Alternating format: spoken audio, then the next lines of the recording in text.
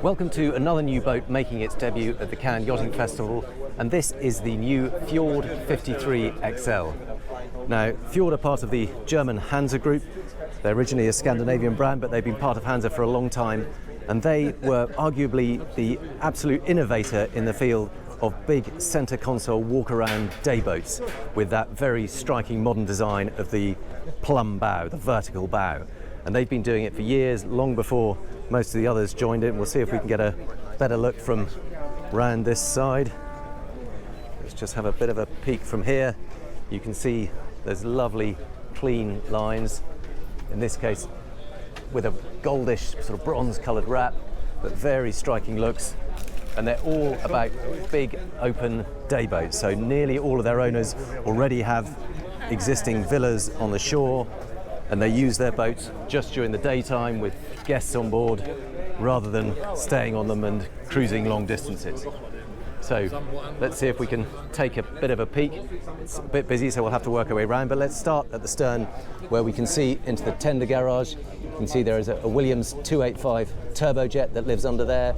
There is also room for a couple of sea bobs either side of it. I think it's an option to have the charging, but you can see there's one tucked alongside it right up next to the Williams, and then there's another on the bathing platform. Now, price for this starts at 1.35 million. It is very much a premium day boat, but let's see if we can have a closer look now. Just walk down the passerelle. You can see it's a electronic extending passerelle, and now we can get a closer look. So there's the Williams 285.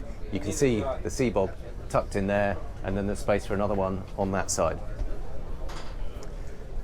That's obviously all on hydraulics, so that whole tender garage lifts up and down, and when it's in the down position it becomes a lovely big sun pad. So let's jump on board and take a bit of a closer look. So here you can see the size of that sun pad. Are we able to lower the tender garage? Here we go. Now it's lowering down, and you can see how those hinges actually fold in half. So far so good. Yep, all good. Yep, it's fine. It's fine. Yep. Just going in stages, make sure it doesn't. There we go. And now that's all in place, and you get the full effect of that lovely sun pad. Perfect. Thank you.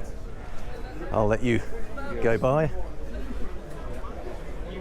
Now, the other thing to note, as well as being a huge sun pad, is that you lift up these, and there is a very convenient access into that tender garage from up above, so you can throw your fenders in there too. And there's plenty of space for that, even with the sea bob further forward. So just really convenient not to have to lift that whole thing up when you just want to chuck a couple of fenders in. There are the controls for the telescopic passerelle as well as the large tender hatch itself. Now, seating is a big part of the appeal of these big open day boats, and you can see that both these benches can face either way. Those backrests swing over so that all the seats can face forward when you're underway, which is obviously much more comfortable. You want to be facing forward when you're cruising along, but equally they all join up, have them face into each other, the table sections fold over, and that creates one lovely big dining space.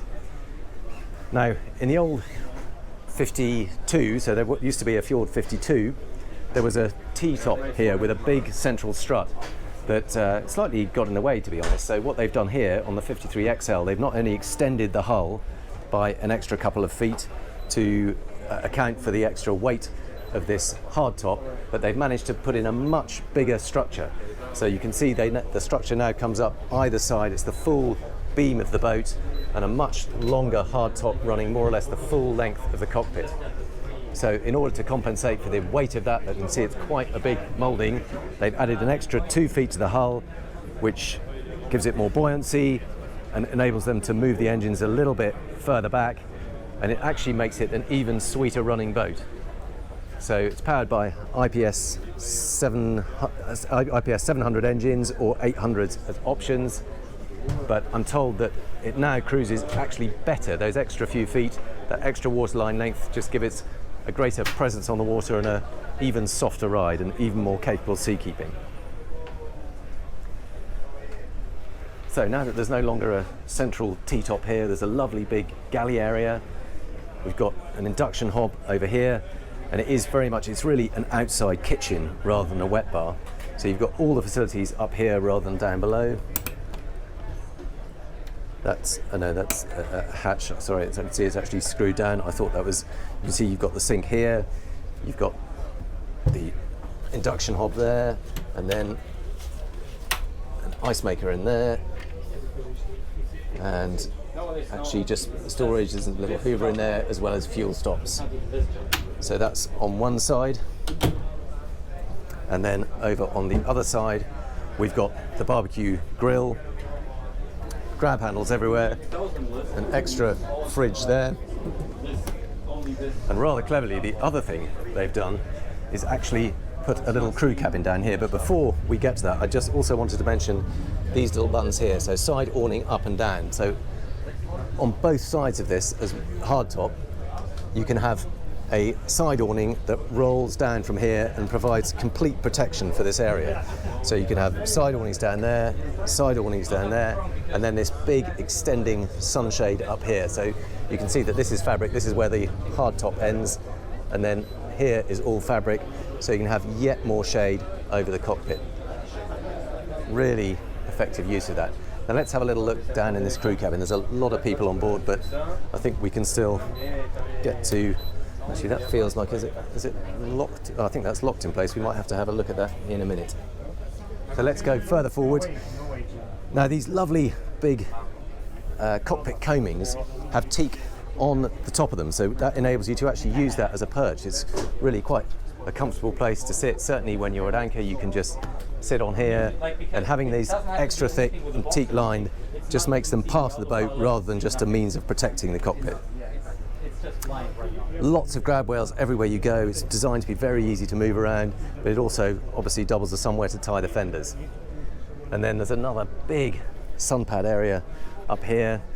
You can see got cushions and backrest that will tilt up, so you can sit there and read a book without having to be flat out prone on your back. And really deep walk around decks. These are thigh height, so there's plenty of protection, but without having to have any stainless steel rails. You just feel nice and safe moving around. Rather a lovely little seat here. You can just sit down right at the bow, underway, at anchor. Another just cozy little spot to hang out.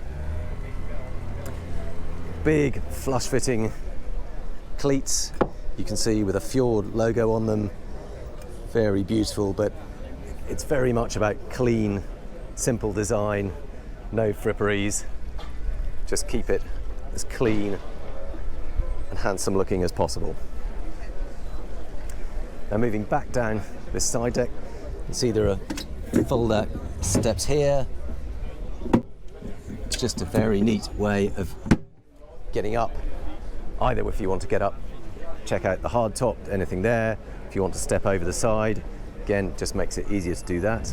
Now while we're here, I also wanted to point out the Fender System, because rather than having big, round, balloon-shaped fenders that inflate, you can actually see these rectangular cushions, and the reason for that is that they all tuck in here, so there's a specific space for them to sit in there and slot in and double up as fenders or indeed cushions. Another one of those big flush-fitting cleats.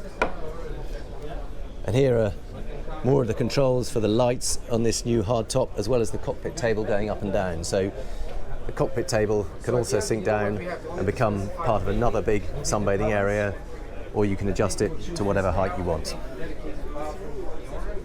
And then all the way back round, and obviously there are gates at the end, so you can shut this space off, make sure it's nice and safe, even though you still have that lovely connection with the water. So let's just see if we can take a look at the helm.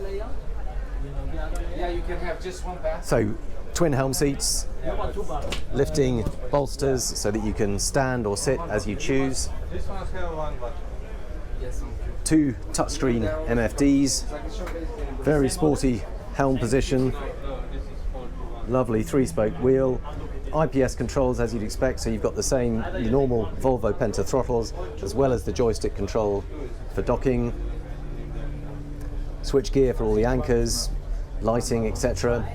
But what I do rather like is that over on the other side there is another single helm seat here. Well, not a helm seat, it's a kind of what you perhaps traditionally call a navigator seat. You're not really going to navigate from here, but what they have done is put a second or third MFD screen over here so that whoever is sitting there can just keep an eye on the track.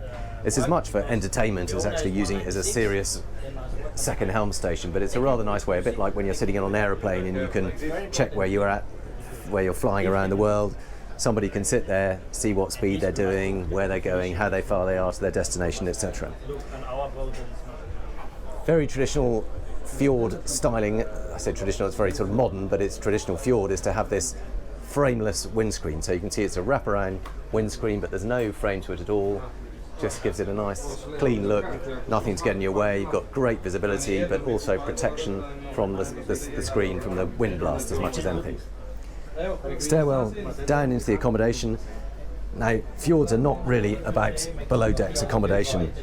They're really day boats, but on a boat this size, 53-footer, they have still found space for a really good owner's cabin forward. So even if you just spend the occasional night on board or maybe a weekend, it is now really comfortable. They've got a big forward bed facing aft, some storage underneath, lovely hull windows down either side. Looks like they could do with a little bit of a polish. It's obviously been out in the sea doing sea trials. We've got some salt marks along them, but you can see there's got opening ports on either side and just allows some nice natural light down here. And again, there's another one, the actual screen is down, but you can see that opens up, and indeed overhead when you haven't got the cushions out, there's another big sun hatch there. So really light cabin. When you've got everything opened up, you get a lot of natural light down here. And the finish is very nice and bright too. You've got this kind of cream, slightly grey fabric covering on the bulkheads, lovely sort of textured cushions, nice light woods, a bit more storage in there, TV on the wall, and of course ensuite bathroom.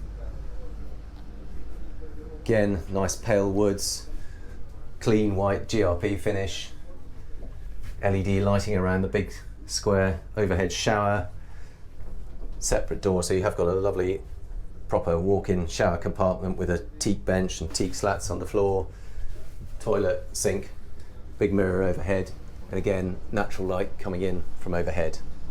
And as well as the forward owner's cabin, there is a smaller guest cabin. This one is a twin. You can see you've got two single beds either side, standing headroom at the foot of the beds and sitting headroom down there. So unlike somewhere, even when you get down there, you can't actually sit down. There is more than enough clearance over your head to sit comfortably down here. There is some natural light coming in through the hull window, but also really good artificial lighting. So it feels nice and bright, nice and natural, not too claustrophobic at all. And there is an ensuite bathroom for this cabin too. It is a wet room. There isn't a separate shower compartment. You can see the shower is all part of the same room, but at least it's nice and spacious. Good standing headroom, sink and a toilet. So probably better to have it all open as a wet room and not feel too cramped. If you tried to section it off, I think it would all feel just a little bit too cramped. You can hear the air conditioning wearing away, but there is natural light and an opening vent there, and some good storage behind the mirror there. So let's make our way back up to the cockpit. It looks a little bit busy, but we'll see if we can move up. Hang on a second. Just let someone pass, and now we can go back up. And now you can get the full effect of that cockpit. It's a little bit emptier now. You can see just how big that seating area is there. Really cool. And all those tables join up and make a massive dining area. Now we'll just see if we can lower that and have a look at that crew cabin. Is it possible to open this? Ah, there's the trick. There is a button there, and suddenly it's unlocked. Perfect.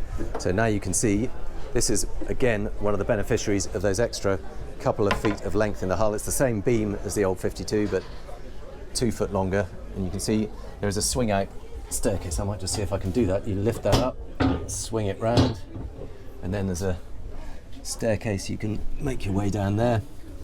I might not go the whole way, but we'll go some of the way down to show you that there is a single crew cabin down here. A little bit flickering LED lights, I'm sorry about that, but there's mostly natural light. You can see there is one decent single berth there. There is a small sink over on this side and a bit of storage in there. And I think you might find that if we have a peek under there, there is a toilet under there too. So it's pretty basic. There's not a huge amount of space, but nevertheless it is rather nice to be able to have a crew cabin on board a yacht of this size if you want one. So you can see the hatch opens in the deck here, and then there's plastic grating steps. Not the most comfortable thing on bare feet or bare knees, but what you can see is how much room there is down here. So those extra 2 feet have made for a really generous engine room. I say generous in terms of length, it's not hugely generous in terms of height or indeed cooling. It's really quite hot down here, but you can see everything. Here are the 2 Volvo Penta IPS 800 engines. You can see lit cabinets on either side with all the electronics on. And then here is the Fisher Panda generator. I think it's probably a variable speed generator, relatively small actually, but then because it's a day boat and there's not a lot of accommodation, I guess you don't need as much electrical power as you might on a larger cruising yacht. A couple of numbers for you now that I've made my way back out from the engine room. So with those optional IPS 800 engines, you should get a top speed of around 33.5 knots and a fuel tank capacity of 2,160 litres, which should give a range of about 300 to 400 miles at a cruising speed of 20 knots. So let's finish up on the foredeck of the Fjord 53 XL. Just to summarise it, wonderful day boat, bigger than the previous 52, got that much bigger hardtop, still all the same fabulous assets of a big seating area, nice galley and just enough accommodation for comfortable weekending. I hope you've enjoyed the tour. Thank you very much for watching, and we'll look forward to catching you on the next one.